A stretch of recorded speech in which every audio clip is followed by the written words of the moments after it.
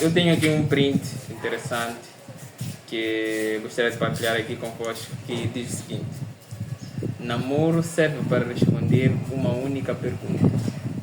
Eu passaria o resto da minha vida ao lado dessa pessoa? Se a resposta for sim, não percam mais tempo. Se a resposta for não, não percam mais tempo. E hoje estamos aqui para falar um pouquinho mais sobre aqueles que têm não como resposta.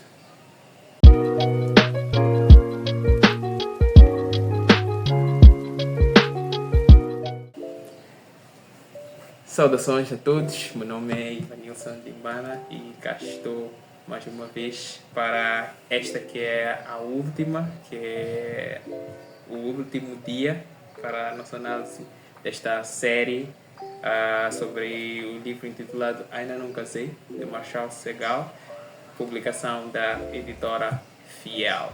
E nós aqui estaremos a abordar esta questão dos rompimentos e será sobre o capítulo 16, que tem como título Não é Você, é Deus. E este capítulo aborda a questão dos rompimentos, das separações, daquilo que nós na gíria chamamos de espuma, de relações que espumam, de relações que têm um término, de relações que não eram para acontecer e que Deus não permitiu com que fosse mais além. E aqui o Marshall Segal vai trazer a questão de que a questão das separações, dos rompimentos, é uma realidade até para relacionamentos cristãos, namoros cristãos, cortes cristãs, noivados cristãos, casamentos cristãos e todas estas coisas. E é provável que você aí por detrás da telinha esteja solteiro por ter tido um rompimento recente, num passado mais distante, ou esteja, se calhar, a ver isso aqui logo após um rompimento, né? E ele aqui traz algumas lições que eu gostaria de compartilhar convosco, que são 7 lições acerca do rompimento, 7 lições, como ele assim diz, para todo qualquer rompimento, né?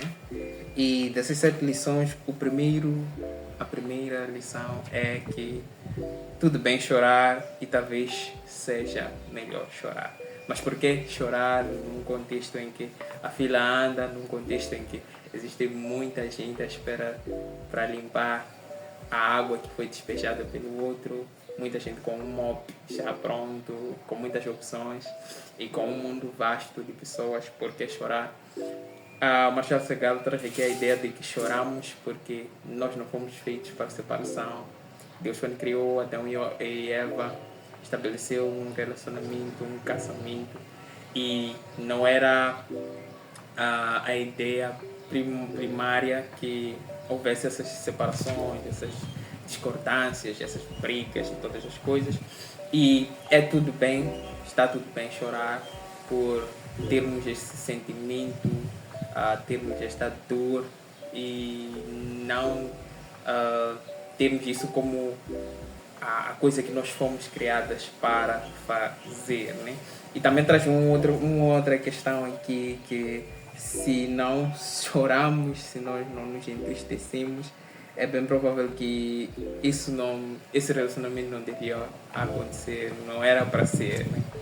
E avançando para o segundo ponto, ele traz aqui como subtema: não tenha tanta pressa para tentar de novo.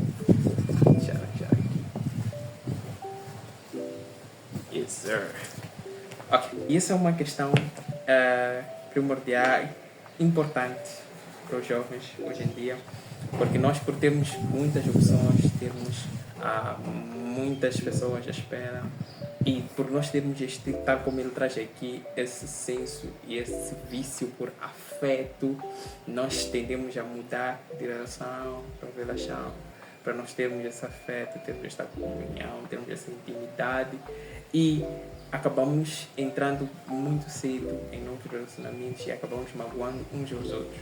E lembra-me uma vez, quando eu falava com um amigo aí, e ele acabou de sair de uma relação bem séria, já há um bom tempo, e que em pouco tempo ele já tinha uma outra pessoa e dizia que essa pessoa era como se fosse o bálsamo dele para a dor que ele já tinha da outra relação, mas que no final das contas ele acabou voltando para a ex, que era a dona do coração dele, e acabou rompendo com a que era o bálsamo dele, né? Então é importante que nós tenhamos mais paciência, oremos mais e não tenhamos tanta pressa para nos envolvermos assim tão rapidamente, né? Então, como terceiro ponto aqui, ele diz o seguinte: você é uma pessoa melhor por ter amado e perdido, né?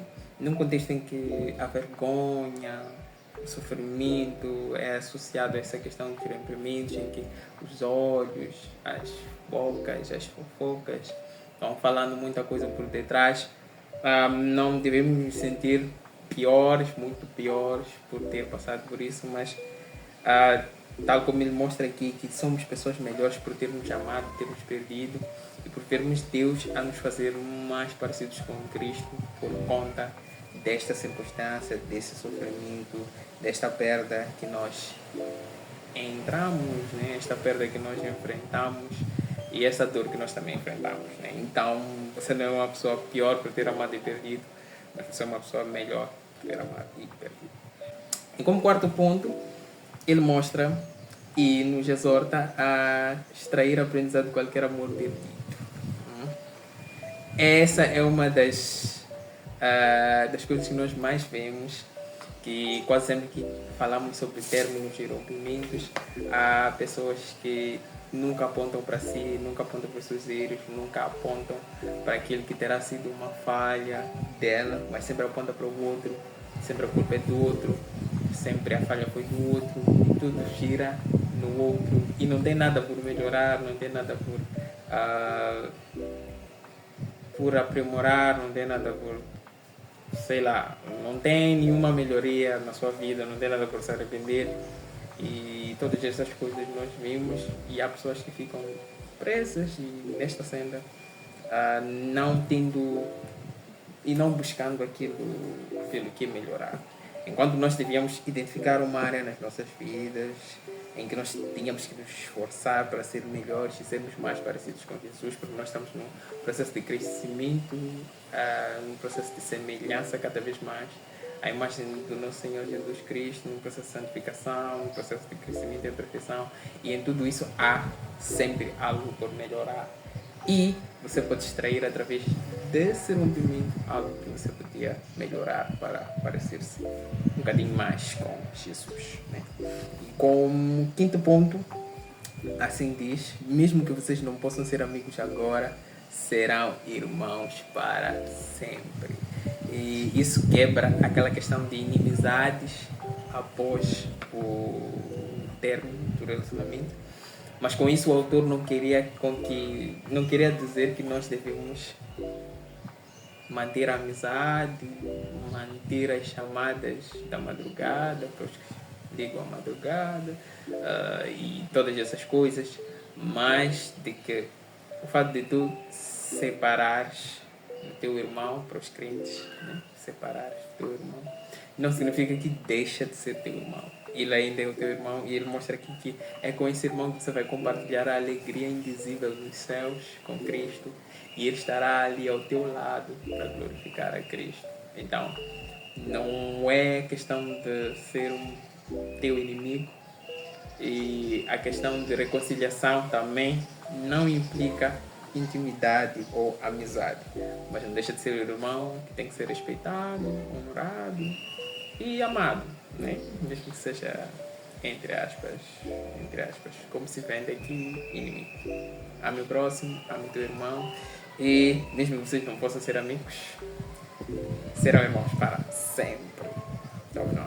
Então, sexto ponto, que é o que dá o tema deste capítulo, é que não basta dizer não é você, é Deus. Então, nesse capítulo ele apresenta, aliás, não nesse capítulo, nesse subtítulo, ele apresenta aqui algumas falas populares, né, quanto ao término, que ele traz aqui uma que é: Deus está me levando a fazer isso, ou Deus me disse que nós precisamos de romper, né? Ou ainda tive uma visão em um arbusto quando eu estava a caminho da sala de aula, e nessa visão nós não estávamos juntos, né? E no qual ele vai condensar tudo isso, vai resumir para a seguinte frase: veja bem, não é você, é Deus, né? E ele aqui não anula o fato de Deus nos conduzir a um término, mas chama a atenção para que nós olhemos para muito mais do que isso e olhemos para nós mesmos, porque nós às vezes usamos essa fala como um bode expiatório para aqueles que são os nossos erros, aqueles que são as nossas falhas, aquilo que são as nossas mazelas e as coisas que vão nos direcionar a um término. E nos exorta também a examinarmos a nós mesmos, a termos paciência, buscarmos um olho externo para observar também nessa perspectiva e ver se nós não temos um ponto cego e nós estamos a ter uma decisão precipitada diante dos acontecimentos. E sétimo e último, a sétima lição, é que o seu pai conhece as suas necessidades. E aqui ele mostra a provisão de Deus em meio a todas estas coisas, a provisão de um Deus que está presente, que Deus nos dará coisas melhores e que Ele sabe o que nós precisamos e que Ele continua a nos amar mesmo em meio a essa questão de ter um coração despedaçado, um coração partido, né? E com isso nós queremos encerrar este capítulo, esta série, e agradecer pela companhia de todos vós nesta série e continuar a exortar para que possamos juntar a esta obra, este projeto que nós queremos procurar despertar um senso de aprendizagem que seja eterna, das coisas do alto, das coisas eternas. E o nosso departamento tem um projeto para a aquisição de novas obras e pelo qual nós iremos deixar aí as descrições, talvez do nosso blog e se calhar acerca do nosso pedido, né? Sobre o qual vocês poderão contribuir a partir de um medical biblioteca a obter mais divisas para que possa comprar mais livros, para que possa encapar, como vocês podem ver aqui bonitinho, e que possa assim trazer mais edificação através das resenhas que nós poderemos trazer aqui. E gostaríamos que vocês também se colocassem em oração por nós nesta senda, de modo que o Senhor possa nos dar mais livros, possa nos dar mais oportunidades e que o Senhor possa guiar e guardar a todos, à medida que nós vamos preparando. Mas na próxima resenha, creio que estarão aí com o meu boss e que vai ser edificante também. E para os que também quiserem ler esta obra, podem procurar saber e estar informados através das nossas páginas sociais, em que nós vamos atualizar as nossas programações semanais e poderão ver em que semana teremos a nossa biblioteca aberta e poderão ter acesso a este livro, ou, tal como eu disse, vocês podem adquirir no Centro de Literatura Cristã e que vocês também podem desfrutar desta obra. Então, sigam-nos e esperamos que não esqueçam de subscrever o nosso canal, não esqueçam de deixar o vosso like, não esqueçam de seguir as nossas páginas e estar a par de tudo o que vamos postar aqui. E deixem sempre os vossos comments e sigam para mais conteúdos. E que o Senhor possa guardar a todos vós e até a próxima.